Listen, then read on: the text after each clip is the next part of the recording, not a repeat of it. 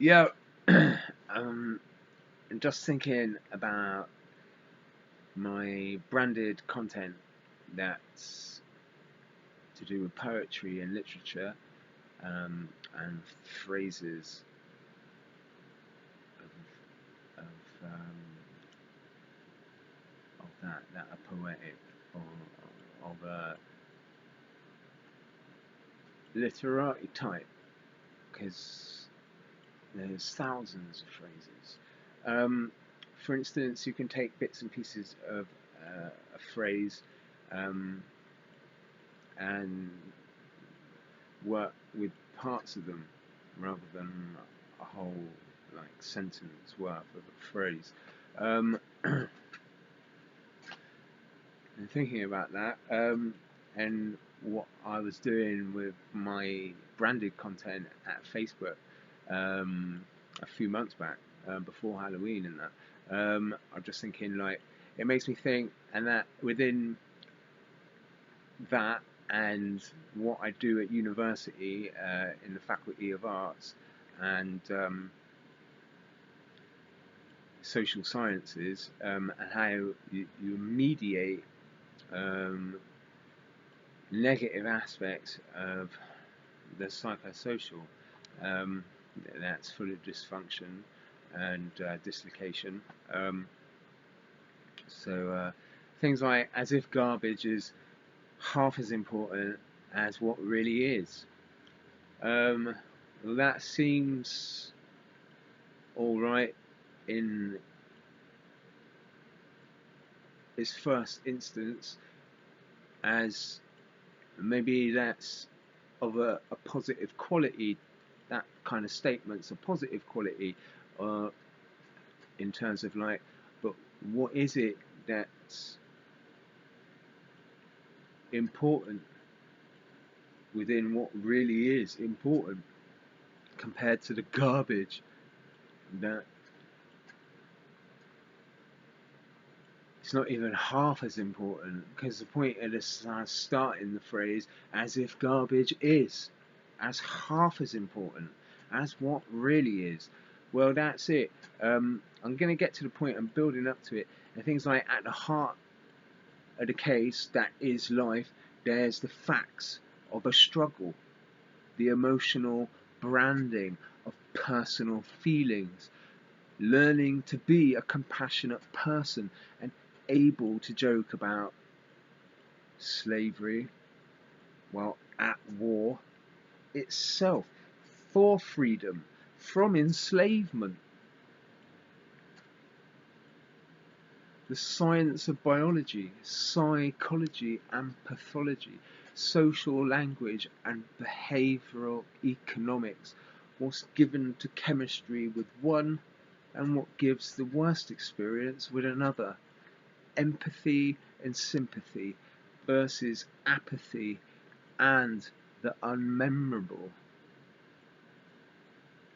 Social intelligence is about succeeding with people, imparting understanding of realities associated with differing types of mind knowledge, looking deeply into the views of program design, evaluating judgments. Let's look at something like a condition like Pygmalion and the Pygmalion effect. The Pygmalion effect basically is however you treat a person, that's what they become to you. So if you constantly consider and regard a person with the Pygmalion effect, you are imposing your perception, your reality, and your belief on that person. Like, that's the condition of that person, and that's that. That's all there is to it. Um, some in some cases or some instances, um, it's true to say that some people are unbearable and you almost can't stomach them, or and the prospects of their words, and the point in haters and how they impose their negative restrictions on the positive people in life. And you think about all this social branding that goes on in society, and that and the culture of it, and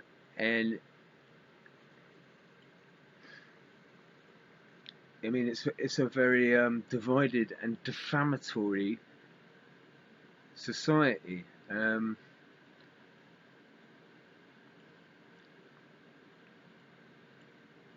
terms of like fear and hatred is very prevalent, and life is hellish. There are so many vulnerable people, even seriously vulnerable people in society. There's a complexity of defects in society, people that enjoy harming others and destroying them as well, or destroying some of them, and the prejudices that are associated with the likes of jealousy and envy, and that are the same old nightmares, the same old negative misgivings, and the misplaced and the misguided, that are just weak for these really horrible like speech and behavioural problems that deeply affect society, and it's all well and good to know what you know, in terms of like what's meant as the right thing to do, in terms of what is unnecessary or inappropriate, and the kind of all that sort of backstabbing and cat and mouse mind games of all the mind wars that go on within the social conflicts, of a public life that gets to be a private one too. I mean, to the extremes and the negative of it, with all the attention that you could give what is easy to, it's almost flippant. It sounds like a flippant thing to say the norm, because it's like it's there, and it's not that it's littered with the abnormal as well. So you couldn't just be couldn't be as liberal as to generalize, like, because it's just not, is it? It's not really the norm. And like loss of personal peace and the right to progress in society and life, amongst all the unfairness and the failures that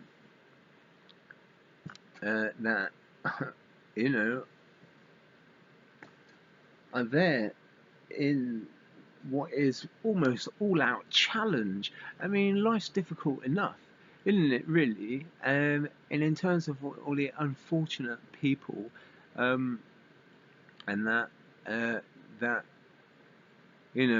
life has sort of left exposed to the mistakes of the mistaken, that miss all the positive values and principles of a solved life, for how they sought to do such wrong. I mean, deceit and conceit is by far one of the most base and horrible aspects of a toxic culture, and that attempts attempts to get on with life, and live life, and that whilst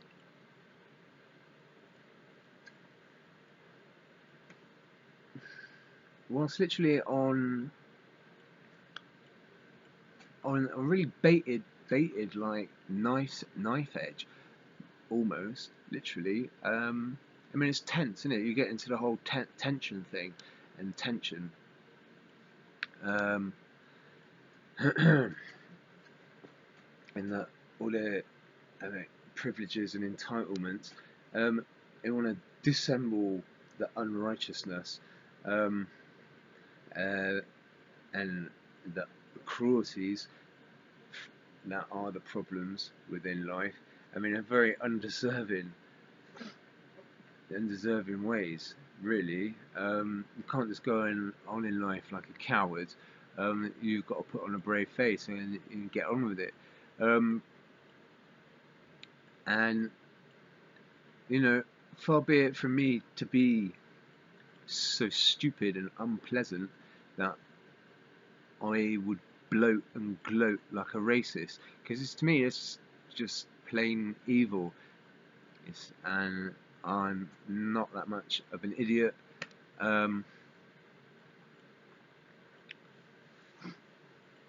It's easy, I suppose, to become distended and disturbed by the likes of, racism. If you look at race, gender, and class issues, and all the prideful ignorances that stand to exploit the likes of gender and race, and class, identities, to take advantage of them from the likes of adversary misfortune, and an interference makes them make a person suffer, and bestow your indifference and incompetence on the likes of people with such insincerities, and I mean, it's disgusting. It's the difference in differences. People are allowed to speak. You're allowed to speak up. You're allowed to vent your dislike and dispute the difference in differences. You're allowed to be given to the differential. You're allowed to be different. You're allowed to be defined by a true difference. You're allowed to be trustworthy in that difference. But what you can't do is swap chance for the indifference of insincerity. Or you can't swap pardon me, you can't swap risk for the tensions of a racist claim. Credit where credit's due in being a human being, really, at the end of the day, because that's what we are. We are the human race, we're humankind, we're human beings. Black, white, whatever colour of our skin, and tans and shades, or wherever we were born, at the end of the day, is all to do with us being human beings. And there's nothing false about that. There's nothing false about that. There's nothing false about it. There's nothing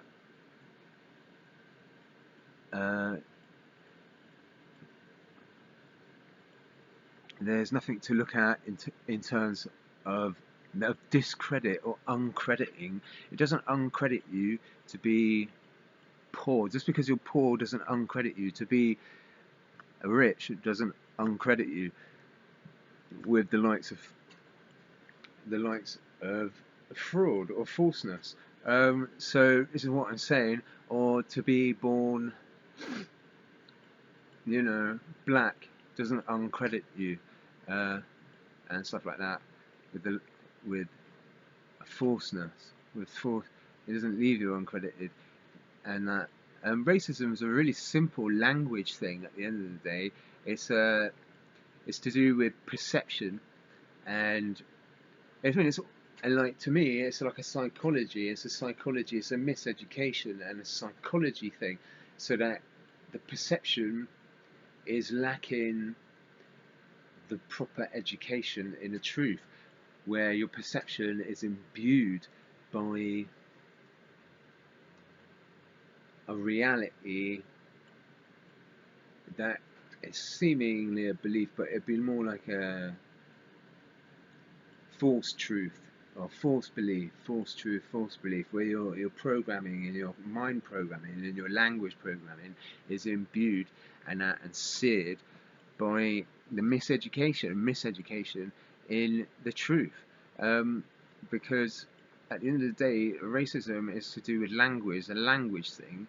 At the end of the day, when you really take a good look at it and how adverbial racism is, because racism is an adverbial thing within diction, where you use language to express your hatred at the end of the day, and like prejudices, as I've said earlier, are they're not healthy things. They're not healthy things. They're not righteous things. They're you know, they're problems. They're of the darkness. They're of the chaos, and they cause serious problems for people. They're wrong. You can't. There's no way to modify racism. There's no way to modify neglect, and no way to modify abuse. There's no way to modify the truth in any dishonesty, because the truth makes the lie. At the end of the day, that's the only way you can lie, because of the truth. What you're doing when you lie is you're masking the truth with dishonesty. That's because the truth at the end of the day makes the lie. So like, that's sort of where the twilight mindset, and as I mentioned, like mob mentality, you can gang that, you can tribe it, and you can you can do a pack, you can pack it and stuff, you can do all sorts to it. But at the end of the day, it's that mob mentality that has that twilight mindset of, but like twilight mindset of, or what would be like the twilight mindset of so strange and dangerous disrespect and disobedience, encompassing nothing but the reverse of, or just that kind of unnatural and inexact form, that unnatural and inexact form of what is the ineptitude, and not just in an ineptitude, but in the act of a moral ineptitude. Like, so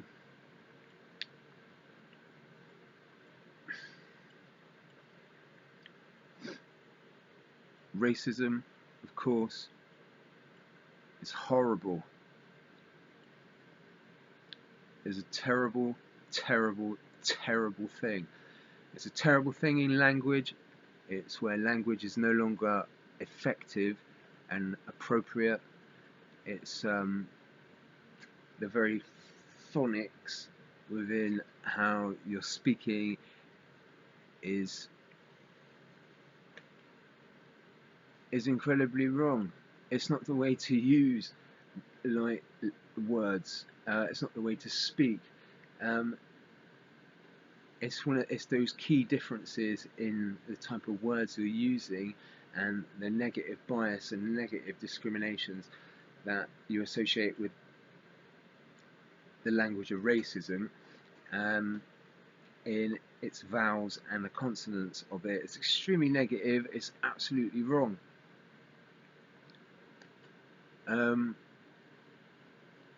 It's a terrible shame that the likes of that miseducation still goes on today, even today, after the centuries and centuries of past tragedies we should have all learnt from such a long time ago.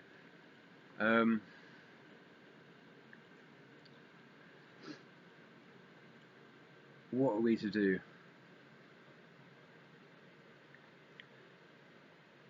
Declare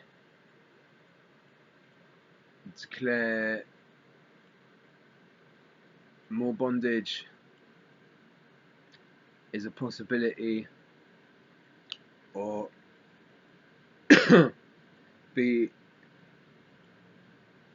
more with the program than ever before and declare the complete opposite, because like the whole, as soon as money gets brought into the picture, when money gets brought into the picture and more people are misled and that by the shame of delight in racism and just how spiteful all of its nonsense really is, and that, I mean, it's already such a terrible shame and taking such a terrible toll on people,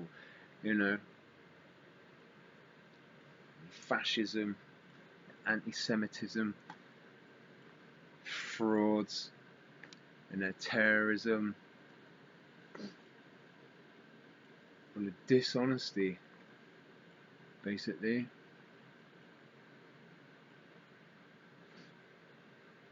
And the defrauding, the debasing,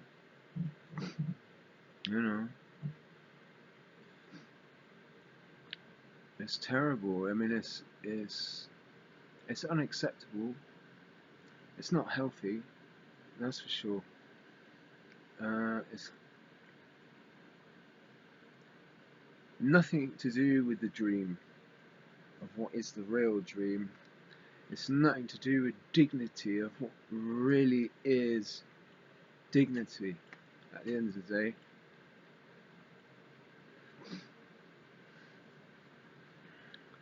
Racism is undeserving and unacceptable. It's got nothing to do with righteousness, nothing to do with being a deep thinker. It's got nothing to do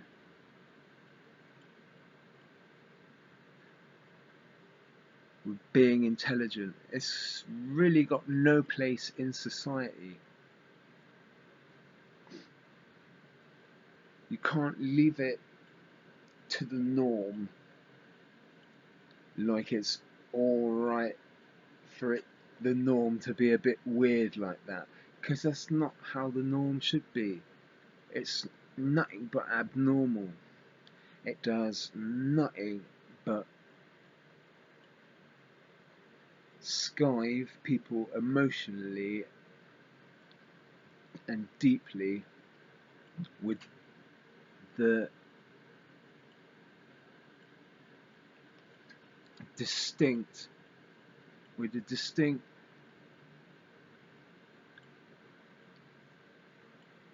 I'm trying to think of the word, the distinct, I mean, it's disgraceful, with the distinct disgracefulness, distinct disgracefulness, because it's disgraceful. That's basically what it is. It's not normal. It's disgraceful. It's disgusting. It's a shame. It's not proper. It's not me. It's not you, I hope. Hopefully you can bring yourself to be a can't and a not. I am not a racist. I cannot be racist. I can't be racist.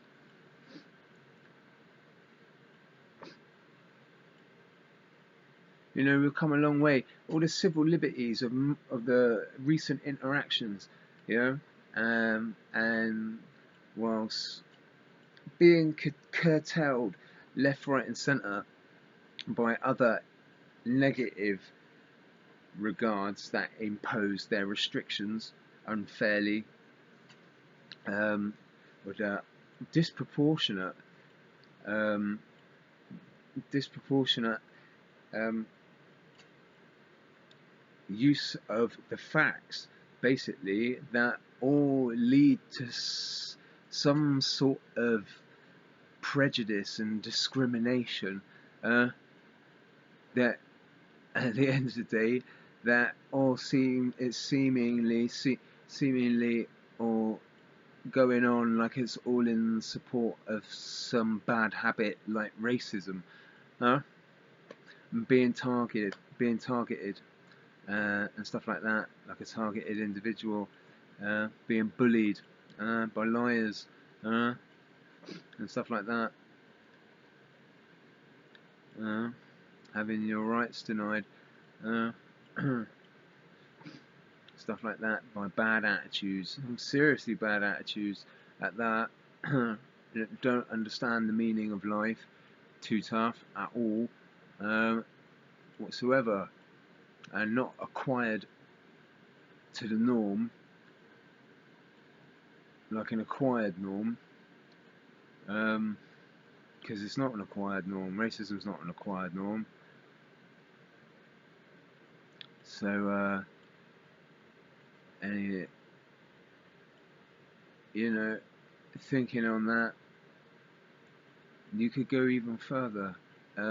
With the meanings of society in general and culture associated with all the broad changes that are required for making life better, with the right values and the right principles, so that we can be unified and stimulate inspirational change all the time to make a sincere difference. You know, like racism is such a problematic stressor to the diversity of society, and the stigmatization in general, is, I mean, it's pretty traumatic. It's traumatic. There's a little bit of light there and room for irony, but I mean the healthiest light, healthiest reverence for the likes of, but in providing just good care and caution, yeah, to the likes of such failure, yeah, the fact that it does not help at all in the slightest, and all it does is reinforce the negative of what's an mutual misunderstanding, really, and in how your argument's completely wrong, and you're to be prevented from interfering in that, so that someone can intervene and help you realise, like, that racism has no place in society, and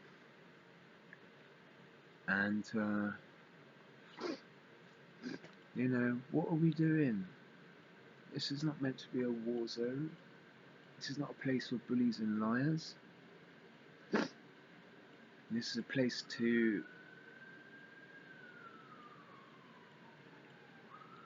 live and make a life for yourself. It's a place to learn. It's not a place to, like, destroy yourself and others in the dissolution of racism. So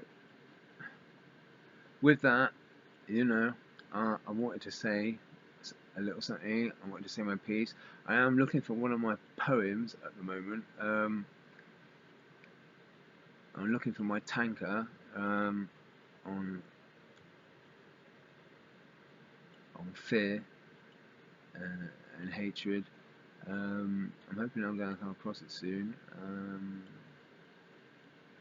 So that's all I wanted to say.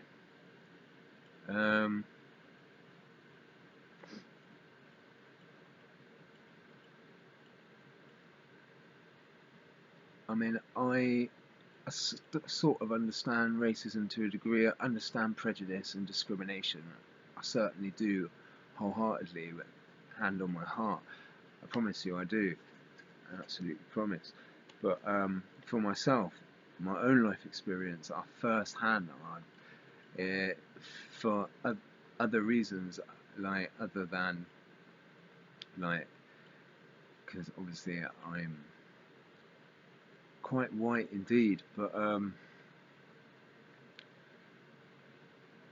the likes of being such a survivor as I was, such a socially challenged child in my childhood, and the bad start I had in life, and then almost killing myself, and being facially disfigured all down the left side of my face as a toddler, and that growing up until the scarification started to really fade away properly and turn white. I mean, yeah, I mean it was really difficult, and we all know like society's got all their cross-cultural conflicts and that in, interferences and managing all the differences in life. There's so many barriers, all the barriers, and racism is effing well undemocratic. It's like I said, it's got no place in this diverse society. It will do nothing but fracture every range of society, and it's extremely disrespectful and disobedient. It's one of those prerogatives in life that it's definitely unreasonable, definitely unfavourable, definitely unfair, and it hinders freedom, it hinders truth, you know, it hinders peace, and like it hinders peace, and it doesn't serve to be justice, it doesn't serve to be fact, it serves to be a denial and a criticism that's negative, and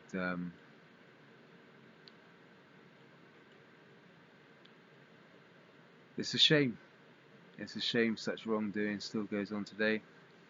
I'm hoping that society can all evolve and change sooner rather than later, to help combat such comprehensive negative misframes like racism, which doesn't contribute to society on a whole. It's not the solution, it's the problem, or at least one of the problems, and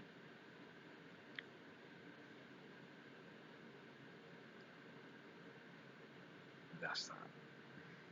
See if I can find what I'm looking for.